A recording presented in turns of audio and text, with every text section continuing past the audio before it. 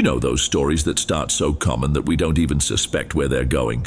Well, this one is exactly like that.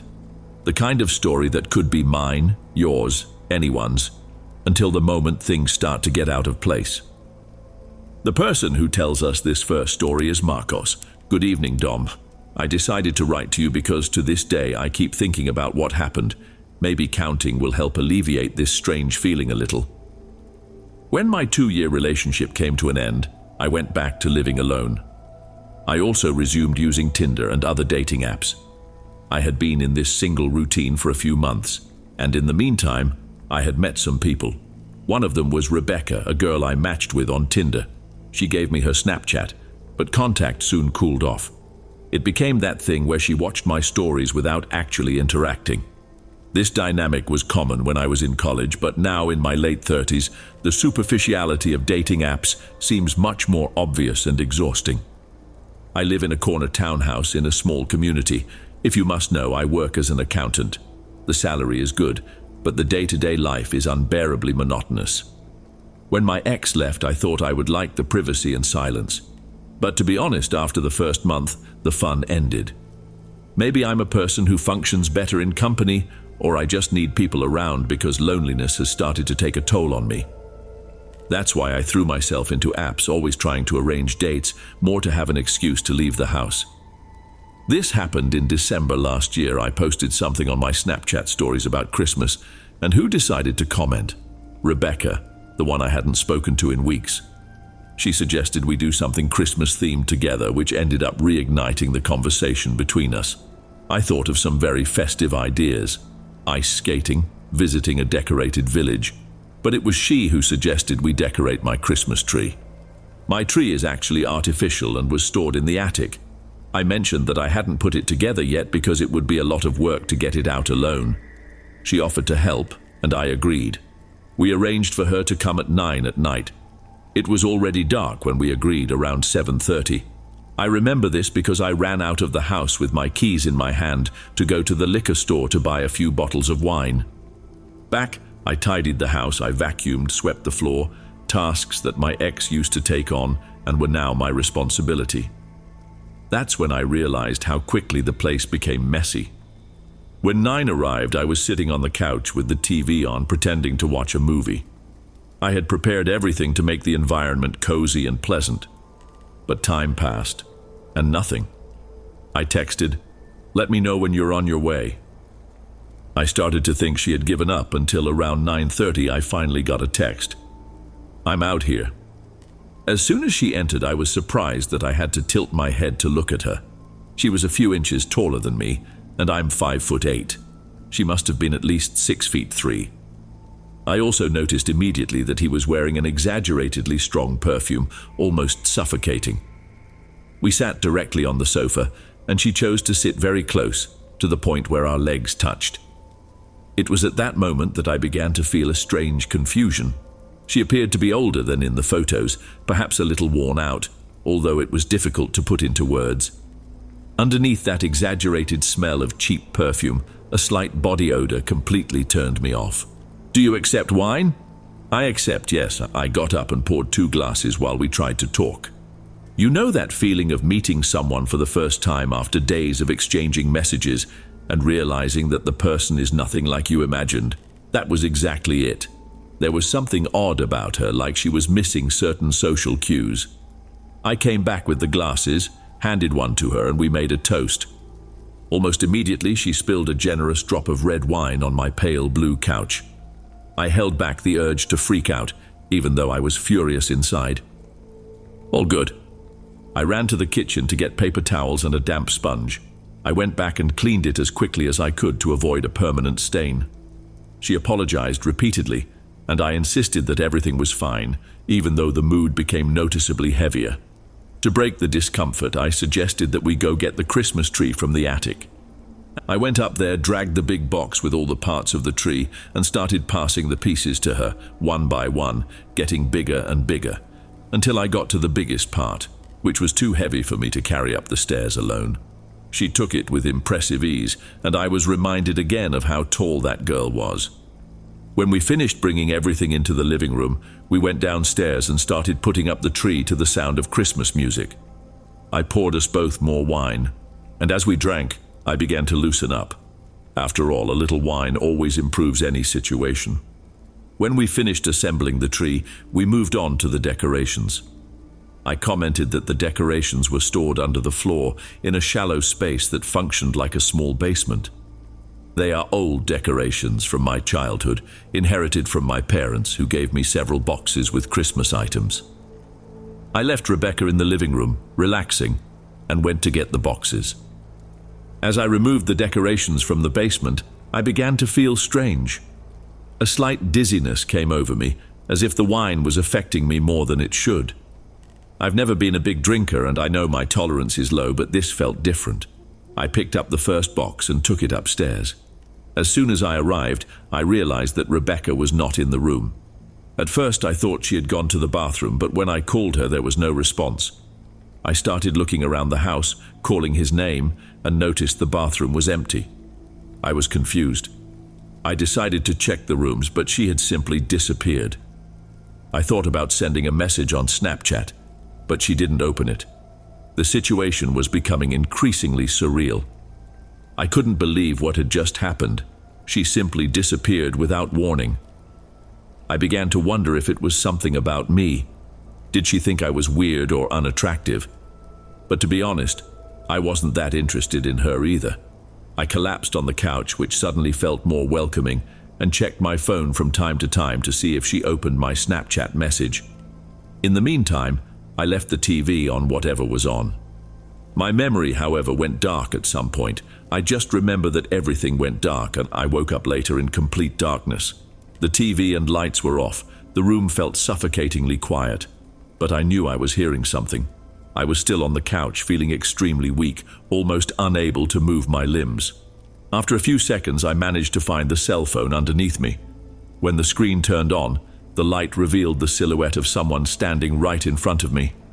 For some reason, I didn't scream. I just put the phone down, plunging the room back into darkness. Finally, I managed to ask, "Rebecca?" I hoped it was her, but my mind was still confused about what had happened before. Whoever was there didn't respond. I picked up my cell phone again and turned on the flashlight. It was her. Rebecca was there, standing, looking at me. He didn't move, he just stared at me.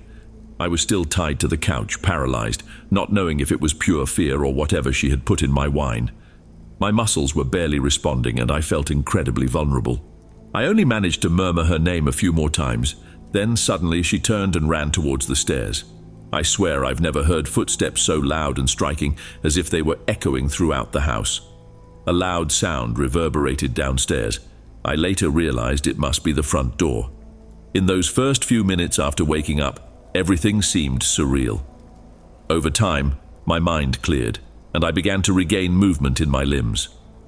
I picked up my phone again and checked Snapchat. Her account was gone. She blocked me. I looked out the front window, and there were no cars other than mine and the neighbors. Only then did I realize that I had never noticed if she arrived by car or how she got there. I searched the entire house, top to bottom, looking for signs of theft. Nothing seemed to have been taken, until I noticed the pattern. Every bottle of pills I had at home was gone. My vitamins, supplements, the bottle of Adderall, and even a bottle of oxycodone that I had saved since surgery. Furthermore, a bottle of vodka from my mini fridge was also gone. Other than that, nothing else seemed to be missing. Without thinking twice, I called the police and reported the robbery. I gave her the Snapchat username she used and explained that I hadn't gotten her number, nor did I know much about her identity other than the name she gave me, Rebecca Chavez. The police went to my neighbor's house, since our houses are semi-detached. It was late, around 1 in the morning, but they still knocked on his door. I was on the side as they asked if he had seen or heard anything strange. He replied no, that he was sleeping. After about 20 minutes, they left. I double-checked that all my keys were in place to make sure she couldn't get back in. But in the end, that person called Rebecca disappeared, without leaving any trace. From the first few minutes, something about her behavior seemed out of the ordinary to me. Now everything fell into place. I don't consider this just a hypothesis. I know it's the truth. I believe she was older than she said she was and possibly homeless with a serious drug addiction. I'm sure that strong perfume bath was an attempt to mask body odor, which was still noticeable, and she clearly put something in my wine while I was in the attic. I have no idea how long I was unconscious, but it was long enough for her to search my house for anything that could pass for medicine or supplements. The image of her standing still and imposing in front of me when I woke up still disturbs me. It was so disconcerting that, to be honest, I didn't even have the courage to put up the Christmas tree that year.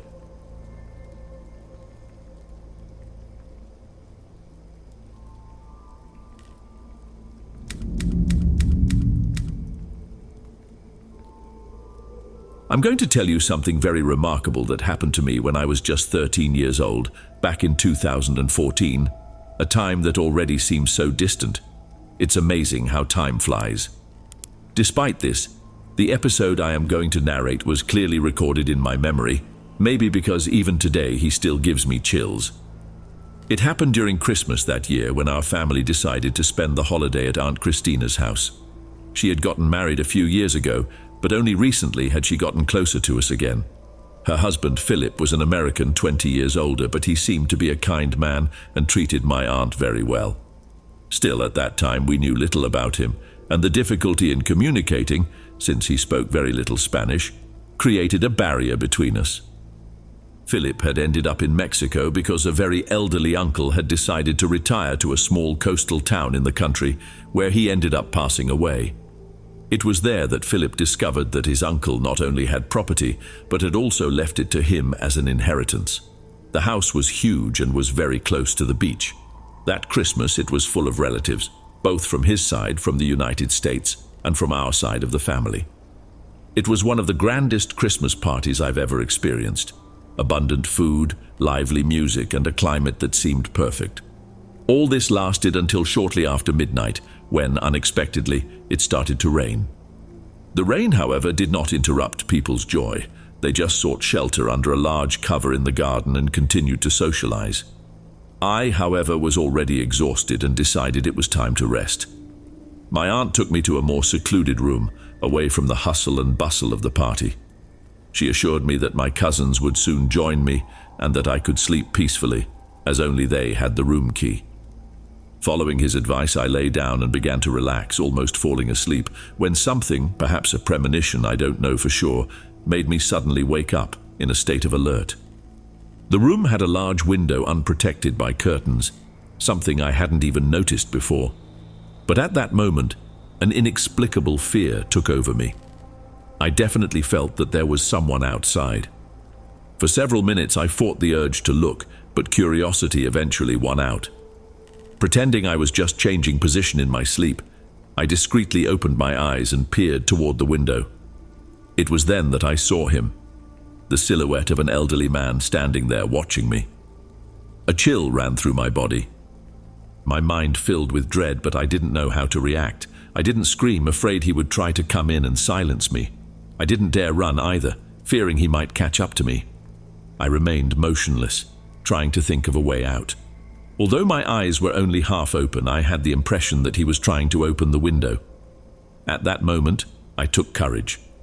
I took a deep breath, mentally counted to 3, and, barefoot, ran out of the room. On the way, I passed my cousins who were arriving at that moment. They hugged me, scared to see me crying, and wanted to know what had happened. In a shaky voice, I explained that a man had tried to climb in through the window. They tried to calm me down, saying everything was fine. But I insisted. I knew what I had seen. "Did you see that? I told you it was true," said one of my cousins to the other. The two walked towards the bedroom and I followed, still trying to understand why they seemed so calm. I said it would be better to inform my parents or my uncles, but they simply asked me to continue with them. As soon as they arrived at the room, one of them pointed out, "That's the window, right?" I nodded. She turned on the light next to the window and revealed something that left me even more intrigued. Right behind her, there was a wall. She opened the window and called us to come closer. I hesitated but did as he asked. It was then that I realized that that wall was real, solid. There was only a small gap of about 4 inches separating the window from the brick wall. While we were analyzing this, my other cousin commented that she had also slept there once. arriving late at night. She said that at first she thought she was dreaming. She heard someone calling to her, asking to open the window and let him in. When she realized she was awake, fear took over.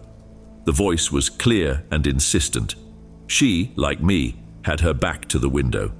And what terrified her most was hearing a knock on the window accompanied by the same plea. She said it was cold outside and begged to come in. She tried to ignore the sound until sleep overcame her. The next day, he ran out of that room without looking back. My cousin explained that, as Aunt Christina had said, no one knew exactly why a wall had been built so close to that window. The wall was already there when Philip inherited the house. But apparently, almost all the women who had slept there, especially the younger ones like us, ended up seeing something in the window. Sometimes it was just a shadow in the dark. Other times, as in my case, it was possible to clearly see an elderly man peering past her. I refused to see photos of the previous owner of the house. Just imagining that he could have the same face as the man I saw that night gave me goosebumps. Even worse was thinking about what he could have done in life to remain trapped there, tormenting whoever slept in that room. I try to avoid that thought, but on dates like that, the memory always comes back. Wherever I am, I feel the need to get up and close all the curtains. And when I sleep with my back to a window, I can't help but feel like he's still there, watching.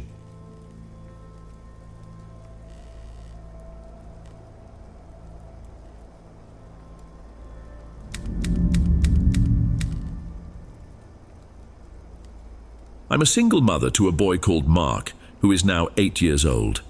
At the time it all happened, he was 5 and I was 27. We live in a house that I inherited from my grandparents, in a quiet neighborhood, mostly inhabited by elderly people. We still live there together. It was Christmas time and I went to the mall with Mark to buy gifts for the family. We passed clothing stores and also a hardware store where I chose a gift for my father. After finishing shopping, we took a break at McDonald's for burgers and ice cream. At the south exit of the mall, we came across a Santa Claus standing outside, waving in a friendly manner. He greeted us with those typical Santa Claus phrases and knelt down to be at Mark's level, asking him what he wanted as a gift. "What do you want for Christmas, little boy?" Mark, pulling my hand closer to Santa Claus, replied matter-of-factly, "I want a Nintendo Switch." The ironic detail is that this was exactly the gift I had already decided to buy for him that year. Santa Claus laughed good-naturedly. "If you behave well, who knows, maybe you'll win, right?" he said, winking at me playfully. I returned it with a smile. He got up and started praising me. "Mark, did you know that your mother is a very beautiful woman?"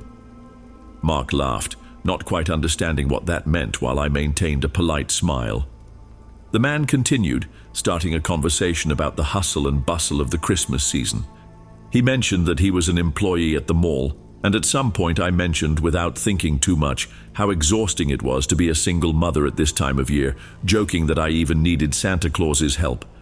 It was then that he, in a joking tone, or so I thought at the time, asked Mark, "Have you ever heard that song, I Saw Mommy Kissing Santa Claus?" Mark nodded. At that moment, Santa Claus leaned towards me, pointing to his cheek as if he wanted a kiss. I thought it would be something harmless, and I approached him. But at the last moment, he turned his face away, trying to kiss me on the mouth.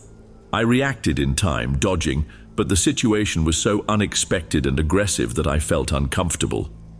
He let out a typical Santa laugh, but nothing about it seemed cheerful. "Come on, Mark," I said without hiding my irritation. As we walked away, he shouted, "Merry Christmas!" That was the last thing I heard from him before he left.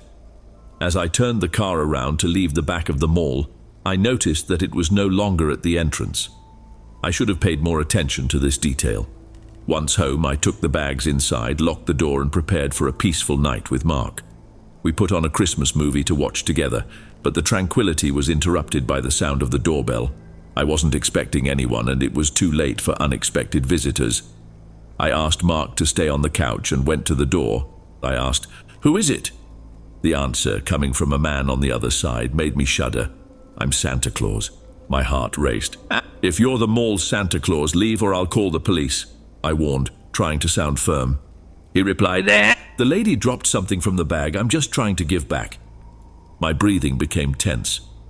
What did I drop? I don't know, ma'am. I didn't look, but if you open the door, I can return it. I insisted that he leave immediately. I decided to call the mall administration and report what had happened. To my surprise, the person who answered the phone informed me that the mall did not officially hire Santas, and that anyone dressed like that was acting on their own. This left me completely disconcerted. I went back to Mark, but my mind was restless, and an unpleasant tightness in my stomach wouldn't leave me alone. I found an excuse to get up again after a few minutes, and went to the kitchen, trying to calm down. I raised the window blind, but I couldn't see anything outside. The kitchen light was on, and outside, everything was plunged into darkness. Then I heard a sound that froze my blood. Ho, ho, ho! The sound was coming from outside. He was probably watching me at that moment. I saw no alternative but to call the police, explaining that a man dressed as Santa Claus had followed me home. I asked Mark to continue watching the film while I spoke to the officers in the backyard. They recorded what happened and left. Despite a brief relief, I was unable to completely relax. A few nights later, around the same time, the doorbell rang again. Mark was already asleep and I was watching TV in the living room. I turned off the device and went straight up to my room, which is next to Mark's. The doorbell didn't ring again, but I decided I wouldn't go down that night. The next day, as I left the house, I noticed a note stuck to the front door. It was typed and printed, and reading it left me astonished. I took a photo before handing him over to the police.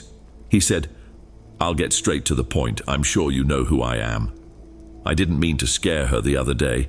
It's just that after pretending to be Santa Claus for so many hours and talking to such a beautiful woman, my hormones got out of control. You and your son are adorable, and I would love to be part of your family one day. Don't pretend you didn't feel the connection we had that night. I already know where you live. All I need is your number. Feel free to send me a message. Who knows, maybe we can arrange something. I know it may sound scary or exaggerated, but I'm the type of person who pursues what I love. Anyway, happy holidays if we don't talk. Here's my number, signed Ted.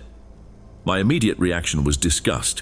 I wanted to crumple the note right there, but instead I handed it to the police, along with the photo and the number information he left.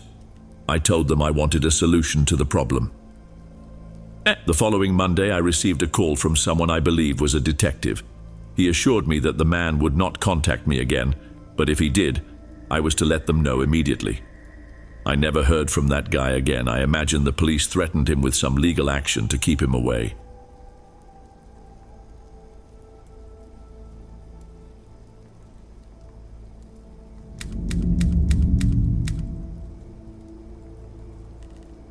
Last Christmas, I worked late as usual. I'm 23 years old, I live in New York, and I take the train home every day. Being one of the youngest at work, I had the most thankless shift, which prevented me from returning before 5 in the afternoon. My family had already left for my cousin's house an hour before, so I needed to go alone. I ate something quick before the half-hour journey, and once in the car, I put the address into the GPS. It didn't take long until it started snowing on the way. I arrived at my destination around 6. By this time, the snow was already falling heavily. I entered in time to see dinner starting, carrying with me the gifts to distribute. It was good to see everyone again. I stayed there until almost 11 o'clock, a little longer than my family who left earlier. I used the extra minutes to talk and enjoy the weather. But when I left, the scenery was frightening. The ground had already accumulated more than 60 centimeters of snow, and it showed no signs of stopping. The trip back was terrible. The roads were practically impassable, and I had to drive less than 20 miles per hour. The streets were deserted. Apparently everyone had the good sense to return before conditions worsened. Further ahead, I entered a road that would normally be busy, but at that moment, around 11 at night, it was completely empty. No cars, no lights in the stores, everything was desolate. Then I noticed in the distance the red glow of the taillights of a stopped car. There was steam coming out of the exhaust, creating reflections in the light.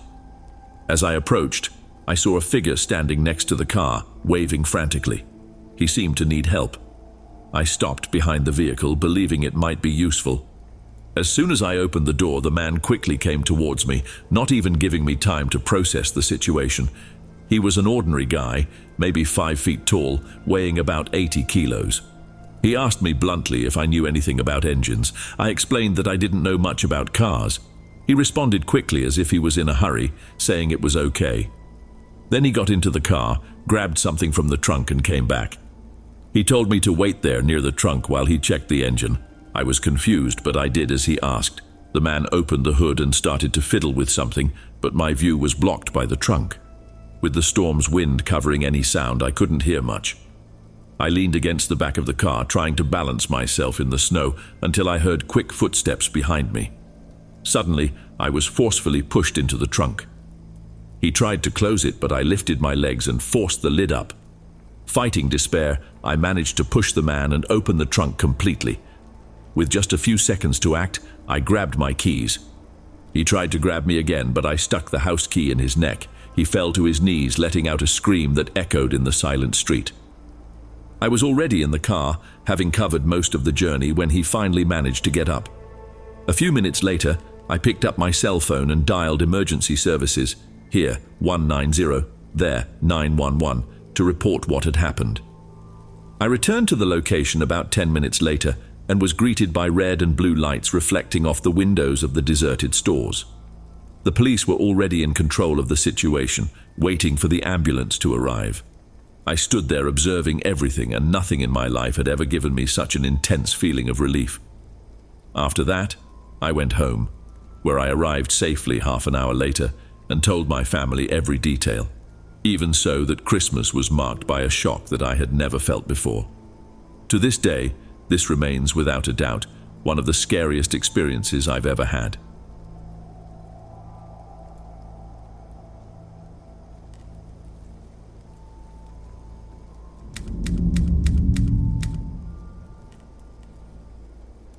When I was little, I had a dream that made me lose sleep, catching Santa Claus at the exact moment he left the presents.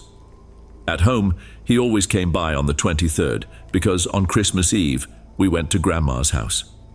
My parents organized everything carefully. We took the fresh packages left by the good old man and took them to Grandma's to open with the whole family. Christmas was magical, and our parents always made sure we lived that magic to the fullest.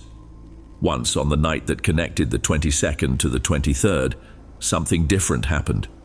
I was 7 years old and I just couldn't sleep. My little brother slept soundly next to me, babbling words as he dreamed. But sleep didn't come to me. I felt strange with a huge thirst, but the fear of the dark prevented me from going down the stairs. That's when I heard noises downstairs.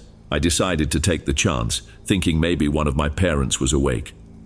I put on my slippers and left the room. As soon as I closed the door behind me, I noticed my father was snoring loudly. Immediately, I imagined it was my mother. However, peeping through the crack in their bedroom door, I saw that they were both sleeping peacefully. But the sound continued. Someone was down there. It was a specific noise, like someone moving the Christmas tree. Without hesitation, it came to my mind that it was Santa Claus. I was sure that if I was very careful and silent, I would finally catch him in the act. I couldn't wake my brother. There was no time. I knelt on the floor and began to crawl across the carpet to the stairs. I didn't make a sound. When I got there, I looked carefully. In the dim light of the room, I saw a figure near the tree. It was a child, my size, with its back to me. He was holding one of the decorative balls. In fright, I let out a small sound, and upon hearing me, the boy turned to face me. His face was pale as paper, completely smooth. He had eyes and a nose, but no mouth. Startled, I scrambled back, wondering if I should call my parents. But something stopped me. I was afraid I would be blamed if that boy was ruining the presents. My childish head thought in a confused way. For a moment, I decided that maybe this wasn't real. I needed to be sure. I took courage and looked again. I looked downstairs again, but the room was empty, the tree untouched. That's when I heard something right next to me on the steps. I glanced over, and there he was, the boy with no mouth, standing in the middle of the stairs, watching me with wide eyes. He made a strange sound, as if he was trying to say something but couldn't. It was at that moment that fear took over me. I don't know where so much strength came from, but I started screaming and struggling uncontrollably. I felt arms grab me, but I continued kicking and screaming until I realized it was my parents, alarmed by my screams.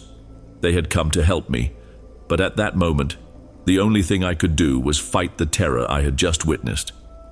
I came to about a minute later, surrounded by my entire family. I desperately tried to convince them of what I had just witnessed. For me, it was something absolutely real, but they insisted.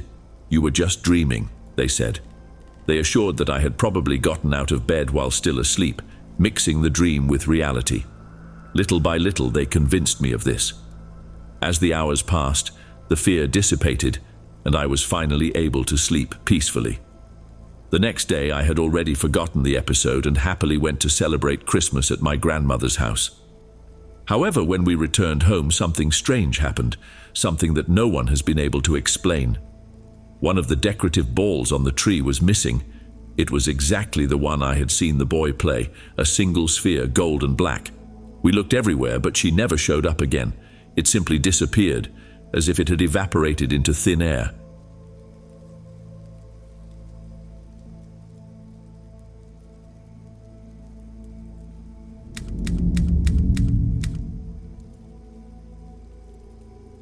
"Grandma, tell us a haunting story, please. Tell us a haunting story."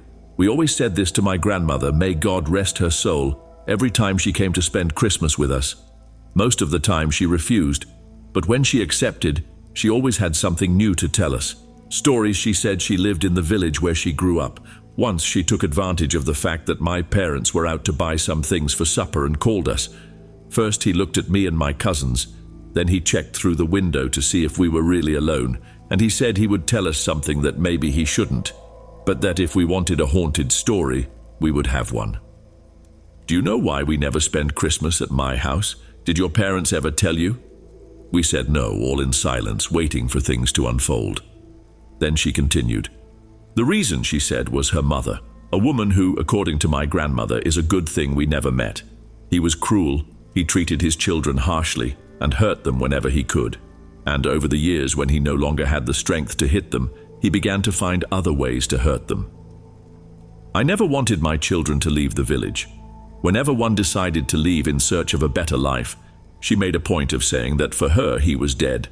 As if that weren't enough, he said he cast curses and performed witchcraft so that they wouldn't be able to prosper far away, forcing them to return. She herself said she was a witch.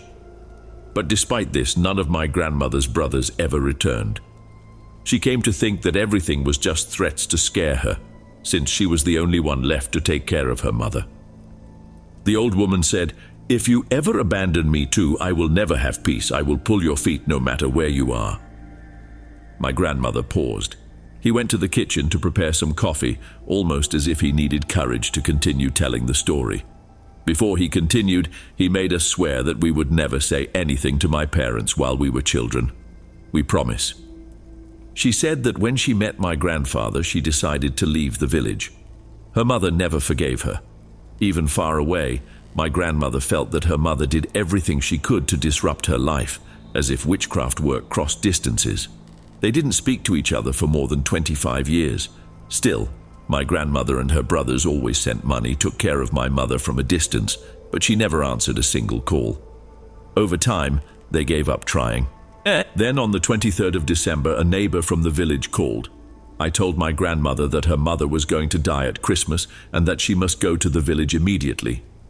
My grandmother hesitated. He remembered the times his mother lied to try to manipulate her children, and for her, that tone of certainty about the date of death seemed more like a trap. Besides, that was the first Christmas with me, his grandson. I couldn't just leave. I thought I had said goodbye to that past a long time ago. The pain of revisiting all of this would be too great, and the desire to move forward spoke louder. Then on the call, my grandmother stated that she would not be returning. On the 26th, another neighbor called. She informed her that her mother had passed away at Christmas and that she needed to go and sort out the documents and other matters. My grandmother informed her brothers, but none of them wanted to accompany her. It was alone. Despite everything her mother had done, she didn't want to leave anything unfinished.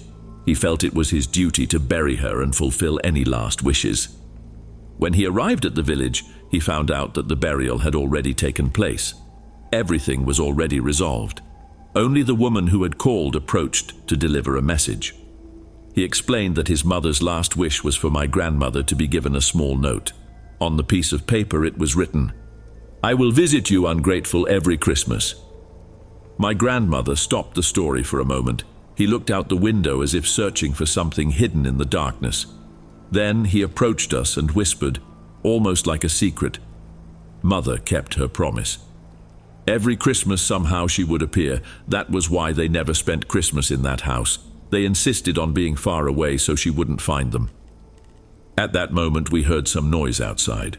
We were petrified, but it was just my parents arriving with the shopping. My cousins and I deeply regret having insisted on hearing that story. We were not prepared. Over time we learned to remember these stories with a mixture of fear and affection. When my grandmother passed away, we continued sharing the stories she told us. But strangely enough, this one was never mentioned. It was as if, for some reason, we preferred to forget her. Even so, we noticed something peculiar. No one, absolutely no one, spent Christmas in that house. My Aunt Sarah, who had inherited the place, also left there at this time of year without ever explaining. At Christmas 2021, after a long period without family gatherings, we met again. It was at my parents' house because of the spacious backyard. That year, it was bitterly cold. They asked me to go get a heater from my Aunt Sarah's house, my grandmother's old house. I went calmly without remembering any of the stories. I arrived, looked for the heater, found it and left it next to the door to take away. However, for some inexplicable reason, I felt the urge to go to the bathroom before leaving. The house was completely silent.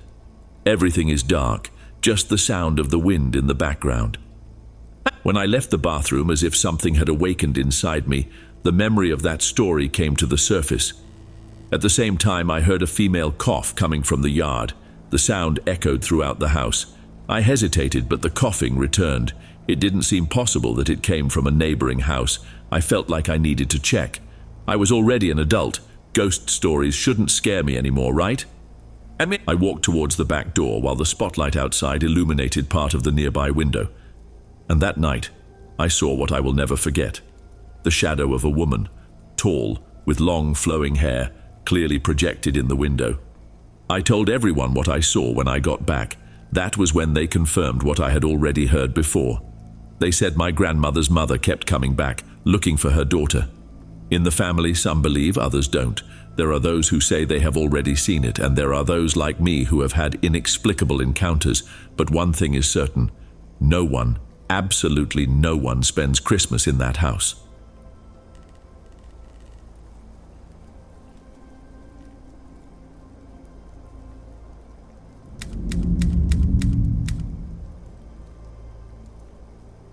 It was the night before Christmas, 1997, and I was 7 years old.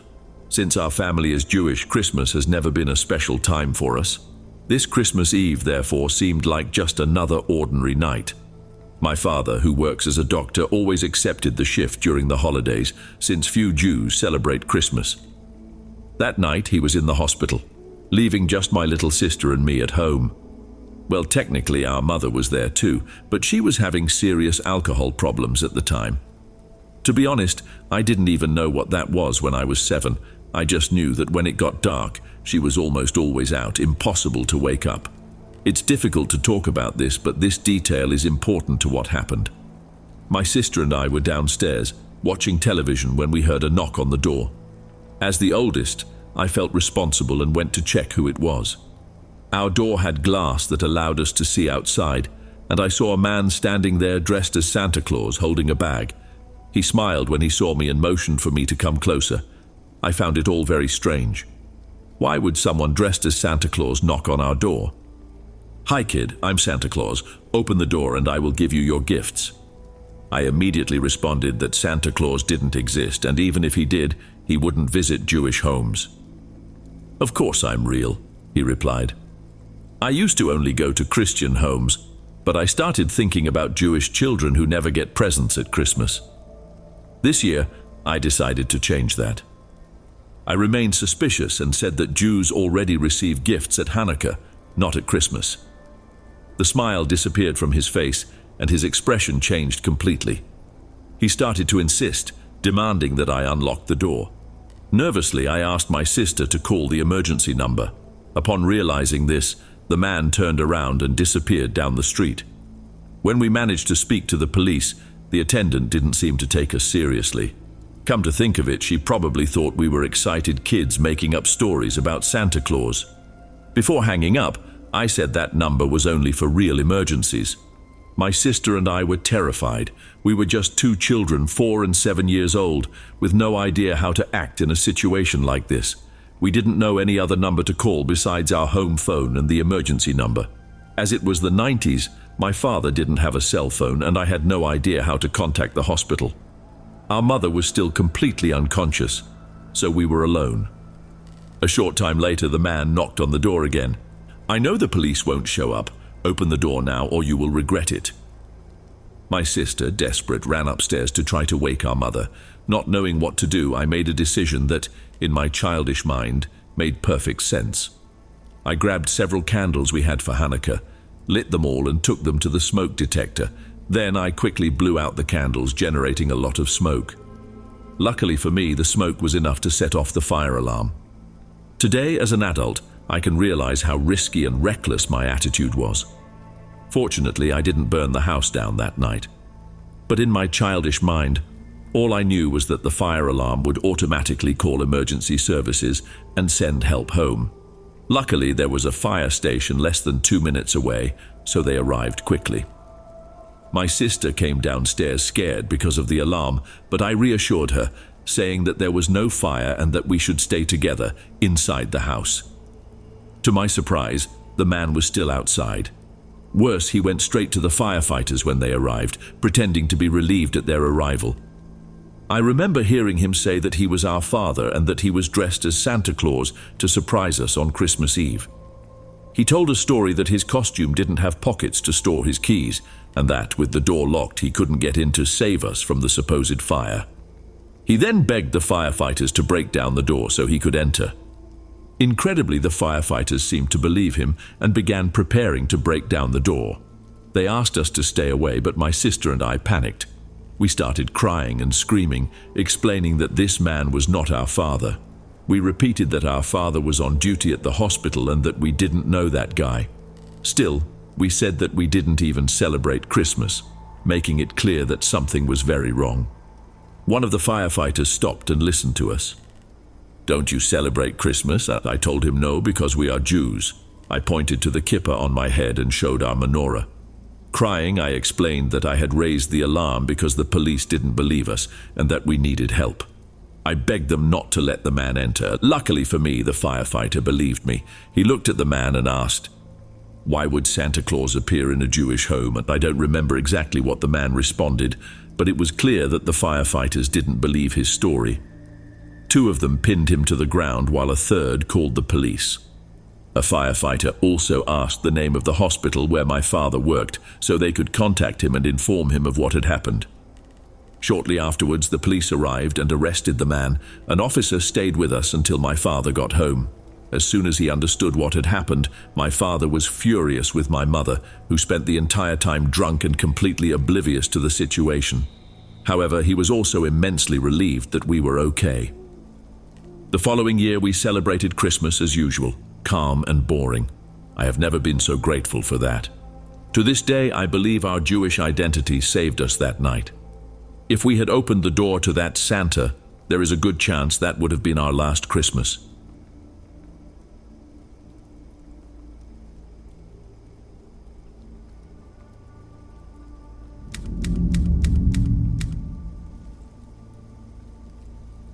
This is a striking memory of one of the most vivid moments of my childhood. I grew up in a quiet neighborhood, in a typical middle-class house in the suburbs. My sister and I were completely in love with Christmas. I was about 6 years old when this episode happened, shortly after we moved into our new house. This experience was etched in my memory due to the intensity of what happened that night. On Christmas Eve, as usual, anxiety left me agitated. Even though I was little, I had trouble sleeping because of so much excitement. I spent hours playing video games in my room on an old tube television until tiredness overcame me. That night I was playing a Star Wars title on my PlayStation 1. When I felt the urge to go to the bathroom, I turned down the volume on the TV and walked quietly down the hall, trying to avoid my mother catching me awake, something that would certainly make her furious. After using the bathroom upstairs, I tiptoed back toward my room. That's when I noticed a sound coming from below, the faint rustling of the Christmas tree. My first innocent reaction was to believe it was Santa Claus. Excited and curious, I started tiptoeing down the stairs, trying not to make any noise. As he reached the bottom of the stairs, the sound of pine needles became clearer. The living room was mostly dark, except for a flashlight someone was holding. I peeked from the base of the stairs and, to my surprise, saw the legs of an adult crouched behind the tree. On the floor next to him was a black bag. For a moment I stood still, trying to understand what was happening.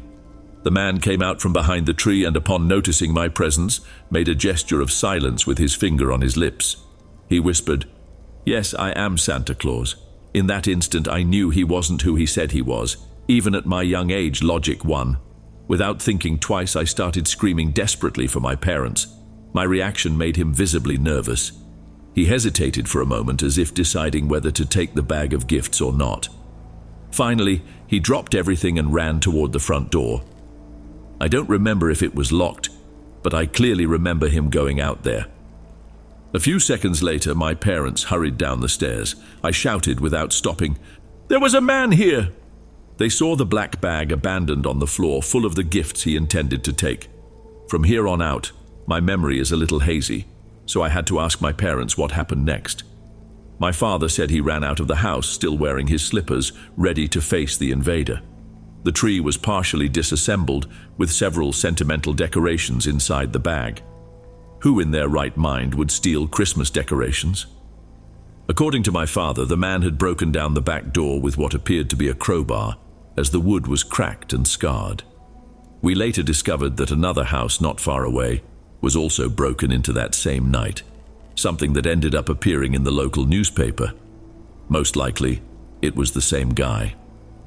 There are few memories from my childhood that are as vivid as this. Even after so many years, I can relive every detail as if it happened yesterday.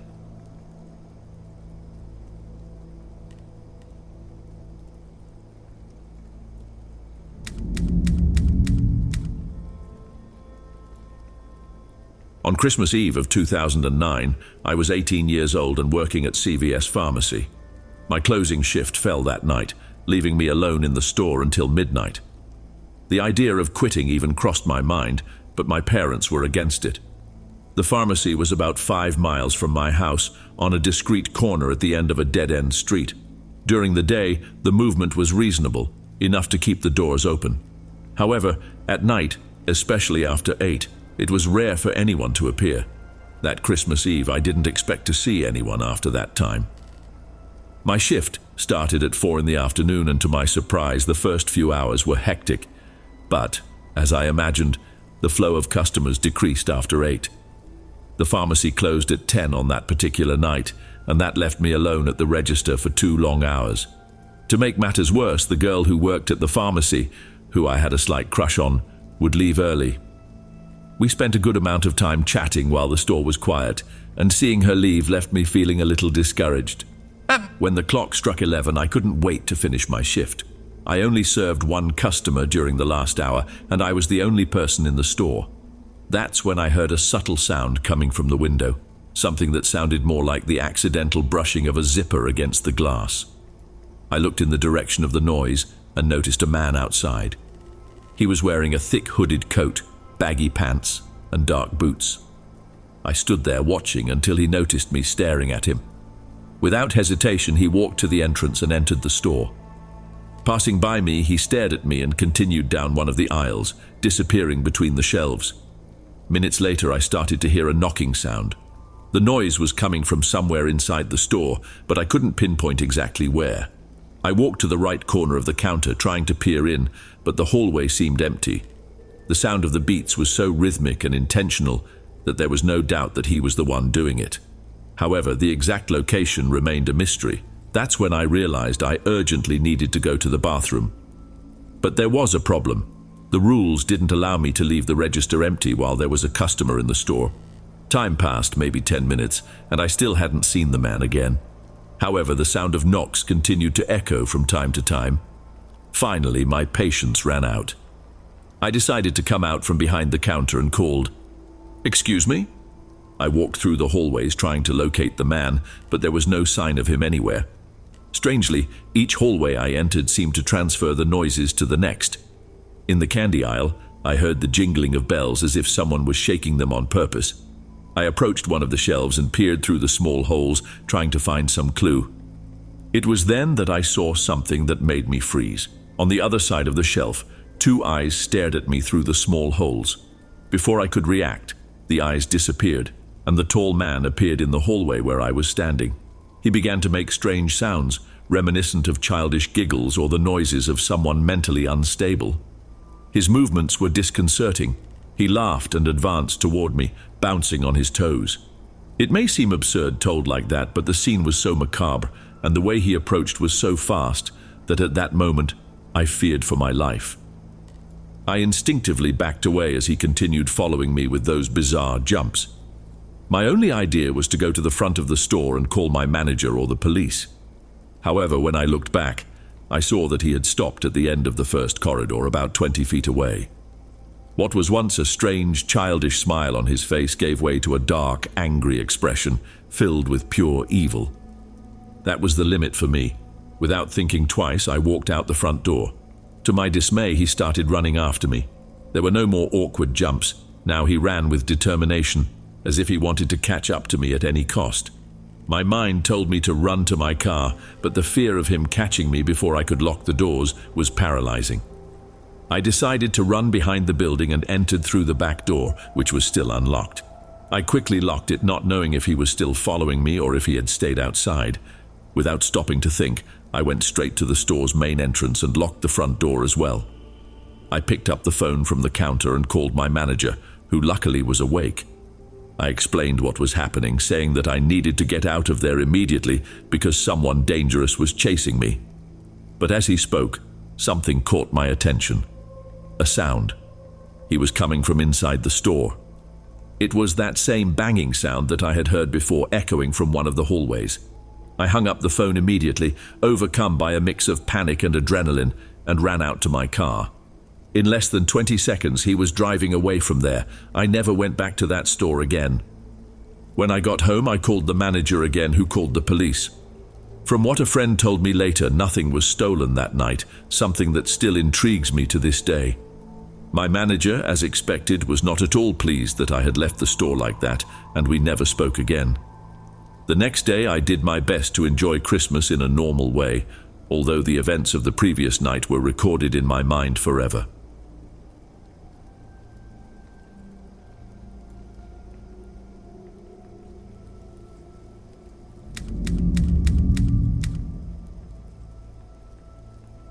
It was the last month of 2022.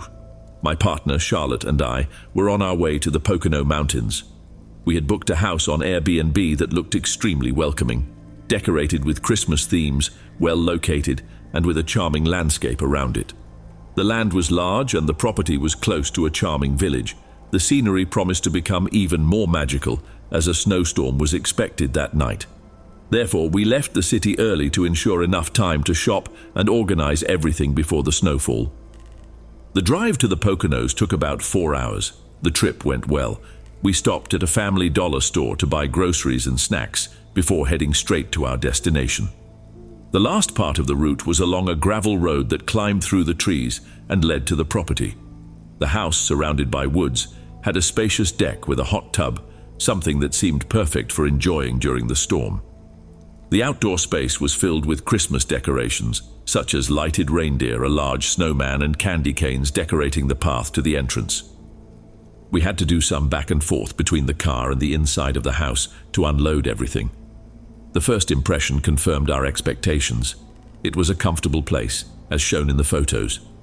In the corner of the room there was a decorated Christmas tree, stockings hanging on the walls, and several small pieces that helped create the festive atmosphere. The woodsy scent added a special touch, something you'd expect from a cabin, but the house was actually more conventional. In one corner of the room, a pile of firewood was positioned next to a large fireplace. The house had 3 bedrooms, but we only needed one. We left our bags in the second room and, as usual, I went exploring. I checked the refrigerator, tested the TV to see if it had a streaming service, and peeked in the windows. Upstairs there was a loft with a pool table and some sofas, and in the basement, a basement. Curious, I went down to see. It was a bigger space than I imagined, considering the size of the house. It seemed isolated from the rest of the property, uninviting, dark and cold, looking like a laundry area and workshop. While I was downstairs, I heard a knock on the front door. I quickly went upstairs and found a man, looking in his early 40s, wearing grey sweatpants and a worn jacket in shades of yellow and brown. He smiled and said, "Is everything okay here?" I said yes and asked if he was responsible for Airbnb. He explained that he took care of the property together with his brother. I asked his name, and he introduced himself as Tom. He mentioned that he lived just above in the house next door and that we could call him if we needed anything. I thanked him, and he left. I thought it was curious that he knew I was with my girlfriend, since Charlotte didn't come to the door. Maybe his brother Mike, who I had talked to during the reservation, mentioned something about us. I mentioned that we were looking for a Christmas experience. It was already night, the snow was falling, and we turned on the heating to warm up the space. We started preparing dinner: chicken thighs, broccoli, potatoes and cornbread, a very varied menu. We ate on the sofa with the Christmas tree lights softly illuminating the room, creating a cozy atmosphere. On TV, we put on The Polar Express, the only decent Christmas movie we found on streaming services. In case it wasn't clear, we really are passionate about Christmas. After watching the movie and giving the food time to settle, we decided to go out on the deck to enjoy the hot tub. First, I turned on all the Christmas lights and decorations in the yard. Sitting in the bathtub, watching the snow fall, the moment seemed perfect, almost surreal, until suddenly the bathtub motor turned off and the noise of the bubbles stopped. The silence revealed something unexpected: the clear sound of footsteps around the property. Charlotte and I looked at each other, tense. I whispered, "Should I ask who is there?" "No, don't even think about it." The footsteps gradually moved away until they disappeared completely. I tried to reassure her that it must be a deer wandering around, but deep down, I knew it wasn't. Those steps had the unmistakable weight and rhythm of a person. After that, we went back inside to shower before bed. However, the hot water lasted less than 2 minutes. As soon as it got cold, we both screamed and ran out of the shower. I picked up my cell phone and sent a message to Mike, the host, reporting the problem. He responded about half an hour later, saying it was strange and that he would have someone check the heater the next day. We ended up going to sleep after that impromptu shower. In the middle of the night, we were woken up by loud knocking on the front door. Charlotte, terrified, shook me. "I'm going to see who it is," I murmured. "And no, stay here and don't make any noise." I was actually relieved that she said that. The last thing I wanted was to face whoever was doing this in the middle of the night. The knocks came in 3 sets, loud and aggressive, before stopping completely. We remained motionless, whispering nervously to each other. I got up, went to the bedroom door and locked it, as if that would protect us. The minutes dragged on until, after about half an hour of absolute silence, we managed to fall asleep again. In the morning, I sent Mike another message reporting what happened. He seemed just as confused as we were, saying it was really strange and that if it happened again, we should call the police. It wasn't exactly a reassuring answer, but it made sense. What else could he suggest? Something like stay armed and shoot anyone who shows up at the door. Despite the discomfort, I didn't want to insist and seem annoying. Outside, the scene was white with lots of snow covering everything. It was still snowing lightly under a dark, heavy sky. I went out to clean the snow from the Jeep and noticed footprints around the house. I thought about the raids from the night before and wondered if they were from the same person. However, those marks seemed recent, and with the snow that fell overnight, yesterday's footprints should have been covered.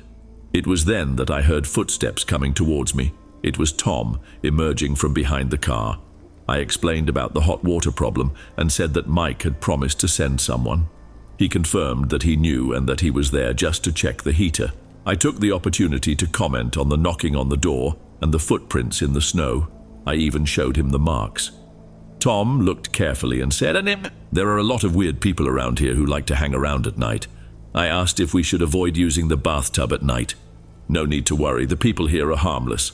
Tom entered the house without hesitation, did a brief inspection, and went down to the basement saying he would check the heater. He had a strange way about him that was hard to ignore. I decided to send a message to Mike, letting him know that Tom was there solving the problem. Mike's response left me cold. "Tom? Who is Tom?" Confused, I immediately responded, "Your brother, the one who runs the Airbnb with you." But Mike's response was even more worrying. "What are you talking about? I don't have a brother." It was as if the ground had disappeared beneath my feet. The penny dropped. I wrote again, trying to confirm. "Don't you have a brother named Tom who runs the Airbnb with you?" Mike categorically denied it and asked me who this person was. I ran over to Charlotte, trying not to panic, and whispered that we needed to get out of there as quickly as possible. I asked her to tidy everything in silence. Within minutes, we threw our things in the car without worrying about doing everything calmly. I'm sure we forgot something, maybe a charger or something small, but that was irrelevant at that point. As soon as I got into the Jeep and started it, I looked in the rearview mirror. My heart almost stopped. Tom was coming towards us, walking quickly towards the back of the car. I didn't think twice. I put the car in gear and accelerated, leaving the property behind as quickly as I could. Once on the road, still shaking, we called Mike. We explained everything, insisting that he call the police immediately. The call was brief, but about 20 minutes later, while we were still driving around the area trying to calm down, Mike called us back. He said the police had arrived at the house but found no one there. He was also on his way to the property and wanted more details of what had happened. After a few hours wandering around the area to recover our nerves, we decided to head home. Later that same night, Mike sent another message apologizing for what had happened. He reinforced that he didn't know anyone matching Tom's description and that he had no idea who it could be. What bothers me most about this is thinking that that man was watching us the whole time. From the moment we arrived, even while we were in the bathtub, he was close by. And it was probably him who knocked on the door in the early hours of the morning. I can't even imagine what his intentions were. I just know that getting out of there quickly was the best decision we could have made.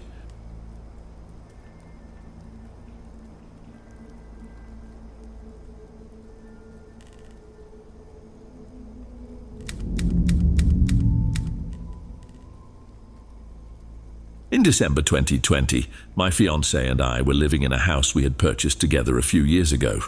It was a cozy home in a quiet neighborhood, perfect for starting a family. Therefore, what happened 2 years ago was even more unexpected and disturbing.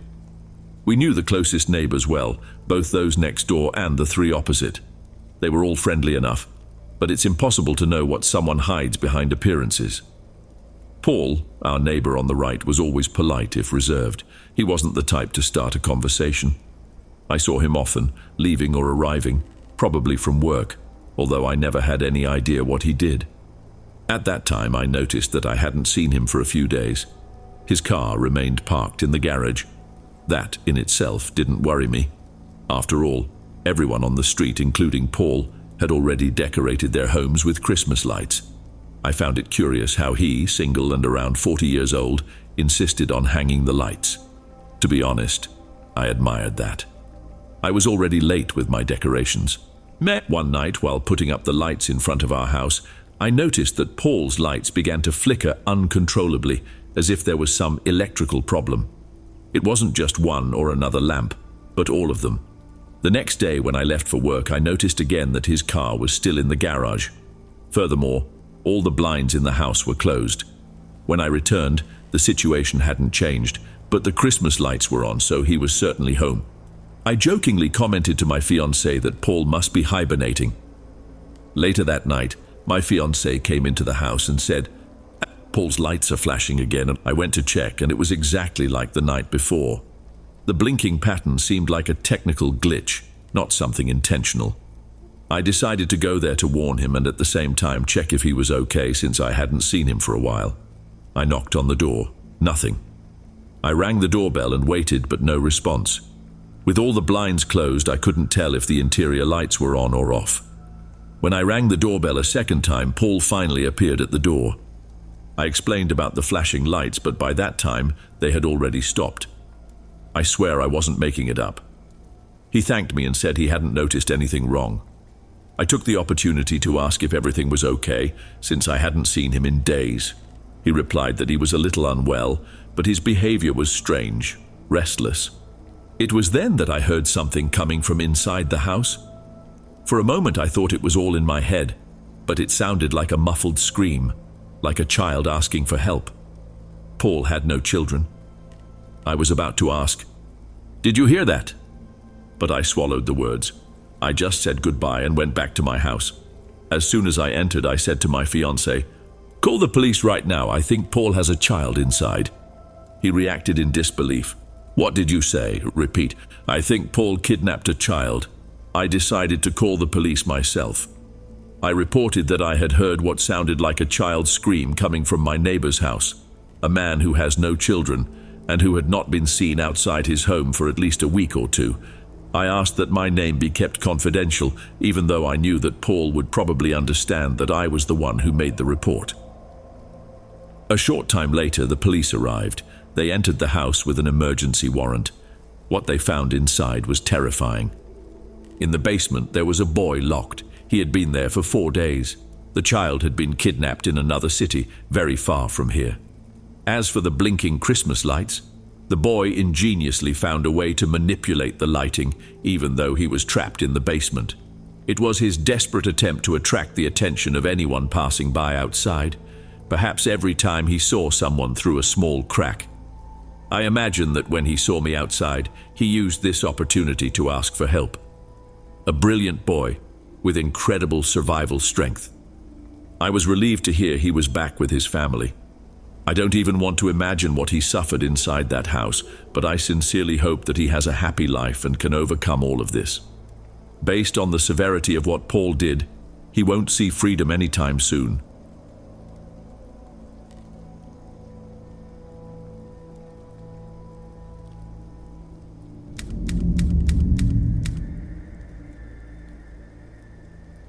I was enjoying a weekend alone at home when my girlfriend, Jenny, decided to come spend a few days with me. It was December, and the Christmas atmosphere was everywhere. Jenny suggested we watch Christmas movies that night. We placed our food order, opened a bottle of wine, and settled in next to the Christmas tree in the living room. We started watching The Polar Express, and then put on Elf. When the wine ran out, I decided to take a quick trip to the liquor store on the corner to buy more. It would be a quick trip, no more than 10 minutes. As it was Saturday, the store would still be open late. Arriving there, I found the same attendant as always. As usual, we ended up starting a conversation. In the middle of the conversation, I felt my cell phone vibrate in my pocket. It was Jenny. I asked the attendant for permission. "1 minute, please." When I answered, I noticed that she seemed nervous. He said he was hearing strange sounds coming from under the living room, more precisely from the crawl space under the house. "Don't worry, it can't be anything." I tried to calm her. Jenny insisted that I stay on the phone with her until I got home. I agreed. I walked back while she was still sitting on the couch, with the movie paused, paying attention to any noise. I asked if he had heard anything else. She replied no, but worried, she suggested, "What if there's an animal down there and there is no way to? This space has no entrance to the outside," I assured. Back in the living room, I opened the bottle of wine and we resumed the film. It wasn't long before we heard a dull sound like a thump coming from beneath us. I looked at Jenny, who returned a worried look. Something was really there. "Maybe it's an animal after all," I admitted. We paused the movie again. I went to the closet that led to the attic and crawl space, grabbed a flashlight and went downstairs. I quickly illuminated the place. There were boxes everywhere, which would make any small animal difficult to find. The strong smell of urine confirmed that there was something there. It wasn't my specialty to deal with this, so I sent a message to the family group, asking my dad to call a pest control company the next day. As I walked up the stairs, I heard a noise on the other side of the space. Something moved. My heart raced at the possibility of an animal charging towards me, so I ran upstairs and closed the door. There was nothing left to do other than go back to the room and finish the movie. After Elf ended, we went to sleep. I woke up in the middle of the night with a headache and the urge to go to the bathroom. I opened the bedroom door and looked into the dark hallway. At the end of it, I saw someone's silhouette. My instinct was to slowly close the door and lock it. Soon after, I heard footsteps and the doorknob turning. Someone was trying to get in. Then a hoarse, deep voice sounded from the other side. "Hello!" Jenny began to scream, awakened by the noise and my reaction. I couldn't say anything to calm her down because fear paralyzed me. On the other side of the door, I heard footsteps moving away. I picked up my cell phone and called 190. The wait for the police to arrive was harrowing, as if time had stopped. When the police finally entered the house, there was no sign of anyone. Whoever was there was already gone. However, something confirmed that my impression was right. The smell of urine in the crawl space was not a figment of my imagination. There was literally a puddle, indicating that the person had probably been hiding there for quite some time. Everything pointed to someone homeless, seeking shelter, but that didn't make the experience any less terrifying. When I told my family at first, they found it hard to believe. Since that day, I have never failed to check that all the doors were locked before going to sleep.